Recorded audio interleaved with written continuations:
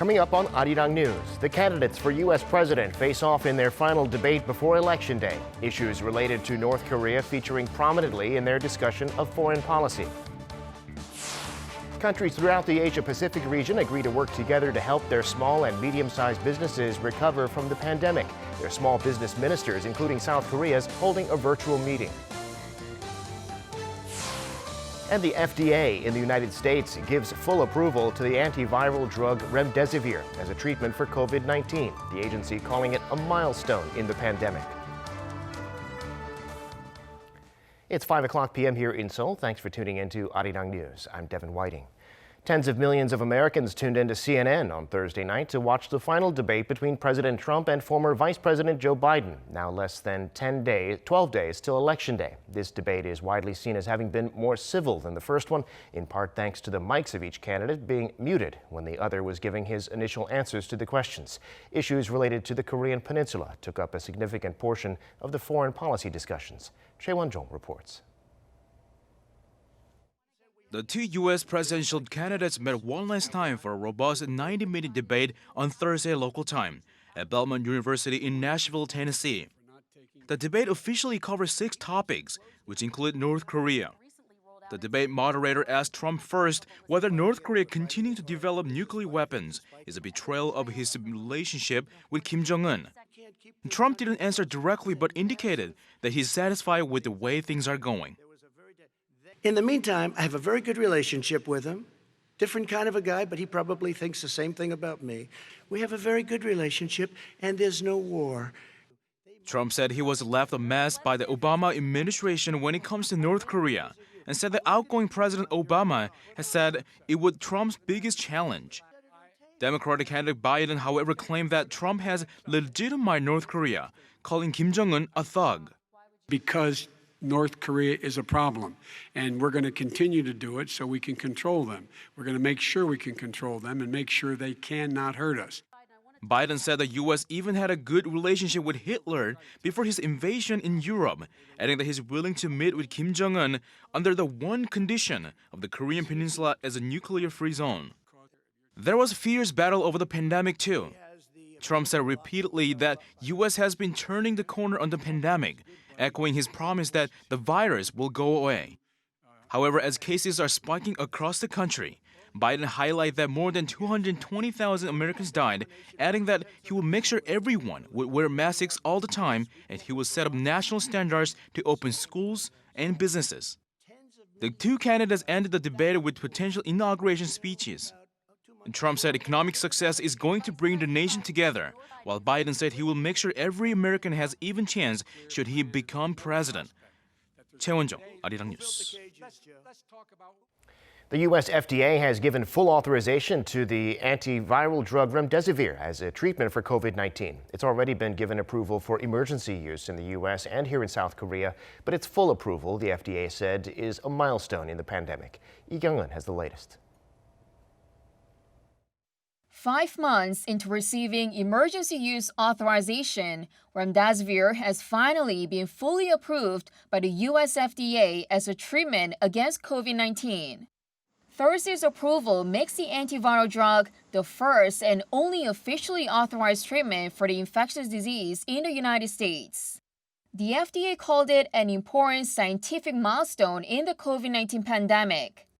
Made by U.S.-based Gilead Sciences, Remdesivir was initially developed to treat Ebola, but it began being used as COVID-19 therapy in 50 countries, including the U.S., after one study showed the drug can cut patients' recovery time by 5 days. In August, the scope of emergency use was also expanded to include mild and moderate patients, not just severe cases. Those patients include President Trump, who used the drug in his fight against the virus. He'll receive another dose of Remdesivir here today, and then we plan to get him home. And now, under the official approval, Remdesivir will be given to hospitalized patients who are at least 12 years old and weigh over 40 kilograms. However, the WHO, based on its latest study, remains doubtful about the drug's effectiveness. Interim results from the trial now show that the other 2 drugs in the trial, Remdesivir and interferon have little or no effect in preventing death from COVID-19 or reducing time in hospital. Gilead criticized the WHO, saying their findings don't negate other positive results. Despite the WHO's concerns, the drug maker is set to ramp up production to make 2 million treatment courses by the end of this year. 이경은, 아리랑 뉴스.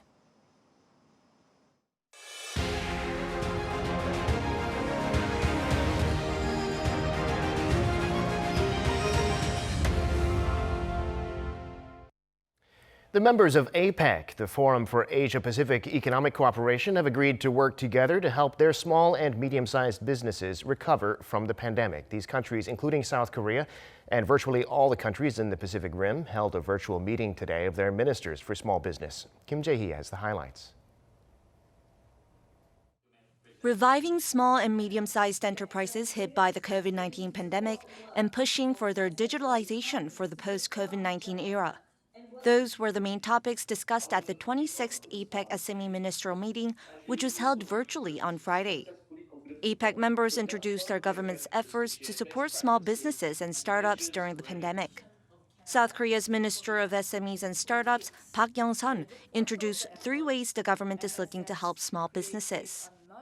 We push ahead with 3 directions. First, fostering startups in the non-contact sector. Second, building an innovation platform. And third, digitalizing micro and small businesses. The minister said the South Korean government and the private sector will jointly create a so-called Smart Korea Fund geared towards investment in non-contact AI and biotech sectors. She also said the country will build innovation platforms such as AI manufacturing platforms and non-contact service platforms that support innovation by SMEs. She highlighted that her ministry is looking to create 30,000 smart factories by 2022.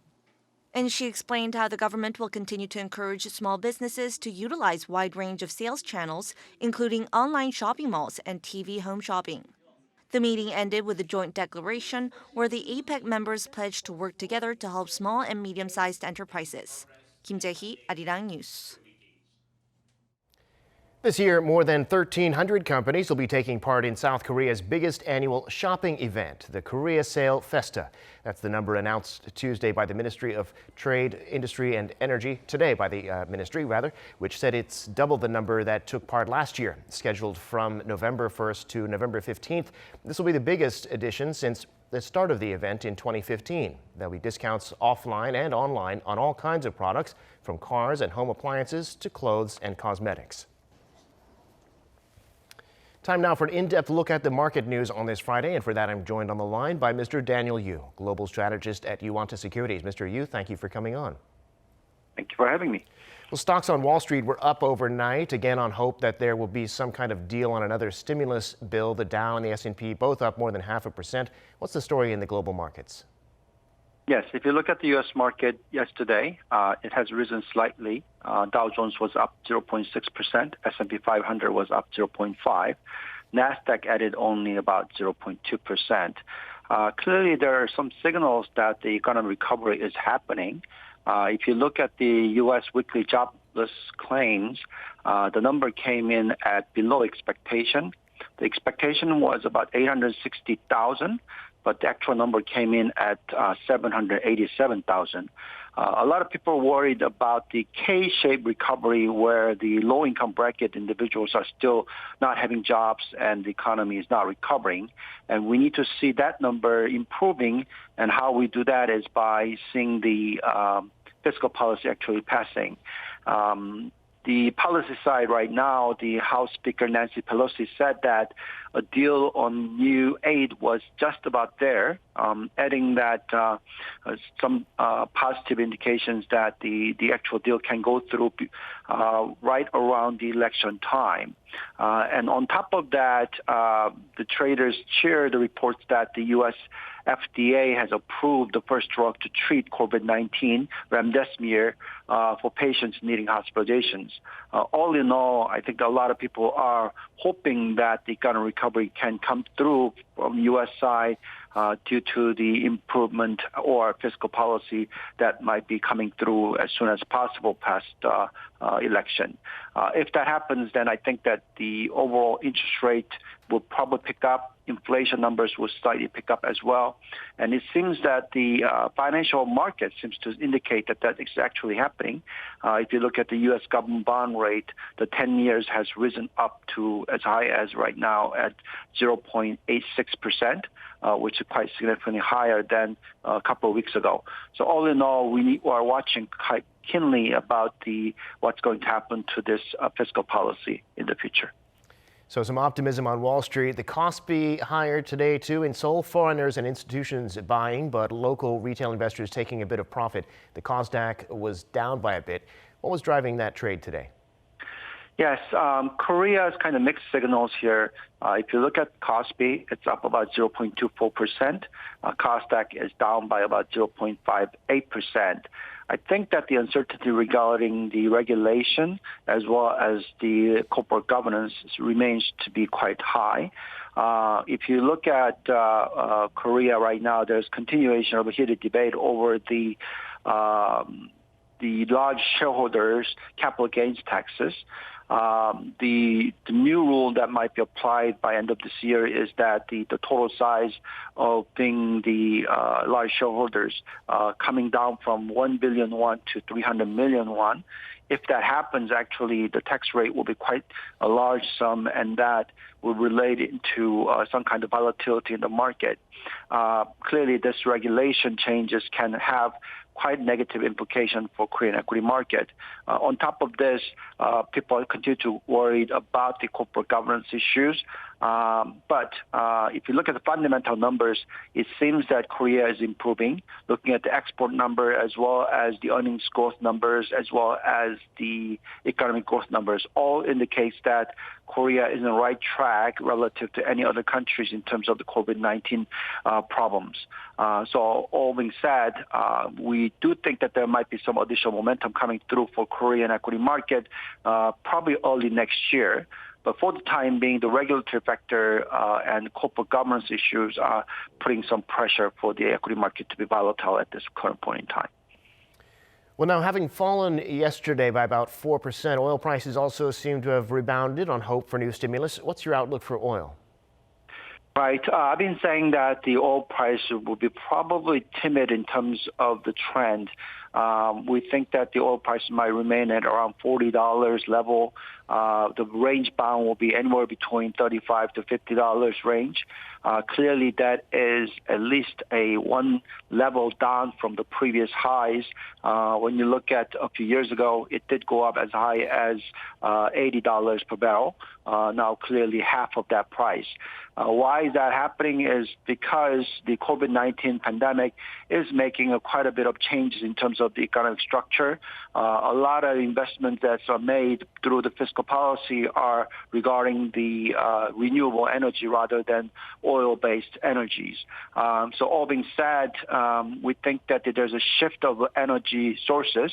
Solar panels and the renewable energy are becoming much bigger pie of the energy sources rather than the coal or fossil fuels side. Having said that, the oil also will remain to be quite timid for the time being, but as if economic recovery comes through because of the fiscal policy improvement, then of course demand can pick up somewhat. But in terms of supply side, we still have that shale gas additional supply that can open up as much anytime if the demand pick up. So we think that on the demand side as well as supply side, oil price is not going to go up much higher from current level. Range bound should continue to happen somewhere between $35 to $50 in the future. Got it. All right, Mr. Ewert, we'll leave it there for today. Thanks so much for coming on. Have a great weekend. Thank you very much. Now, the pandemic has made big events for the public almost impossible to put on, and that includes this season's Seoul Fashion Week, normally one of the most highly anticipated events of the year. The runway shows this time are online, as our Paeunji reports. This may seem like a clip from a music video, but it's none other than a virtual runway show for Seoul Fashion Week. The event is held every March and October, but COVID-19 has scuppered this year's plans. The March show was cancelled, but for October, the show has gone digital and takes the catwalk out to the streets of Seoul. The organizers, Seoul City and the Seoul Design Foundation, have used landmarks around Seoul, like Dongdaemun Design Plaza, as runways for the models to walk down. The original offline event was only available to a small number of people, but as it is done virtually this year, anyone who's interested in the designer's collection can enjoy the runway shows. One of the 45 designers participating in the event said viewers will be able to focus more on the collection and examine the clothes more closely than before. Each designer was able to create their own video of the runway in a way that can best express their brand identity by choosing where to film and planning out the structure of the video. The show will run from October 20th to 25th, with the runway videos live-streamed on Naver TV, WeLife mobile app, and the Seoul Fashion Week official website. And for viewers overseas, it will also be streamed on WeChat. After the live stream is over, the videos will be available on the Seoul Fashion Week's YouTube channel, Instagram, and Facebook pages. There is also a live store for those who want to buy the pieces featured in the show on that day. 배은지, Arirang News.